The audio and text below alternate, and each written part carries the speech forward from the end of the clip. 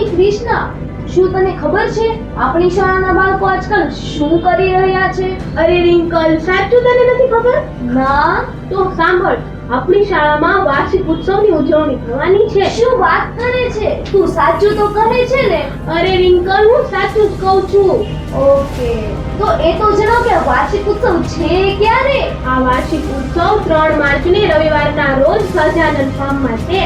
Sahajanand farm? પણ કૃષ્ણ, આ Sahajanand farm આવ્યું છે ક્યાં? આ સહજાનંદ ફાર્મ જીવનજ્યોત સર્કલ છે ને, પેલું સિલ્વર ચોક પાસે, ત્યાં આવેલું ઓ, છે. જીવનજ્યોત સર્કલ, એ તો મેં જોયું છે. પણ તમે કોઈ કૃતિ તૈયાર કરી કે?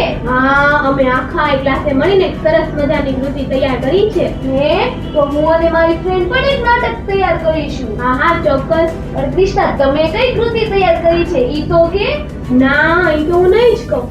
અને જો એ તારે જોવું હોય ને તો 3 માર્ચે સહજાનંદ ફાર્મમાં આવીને જોઈ લેજે.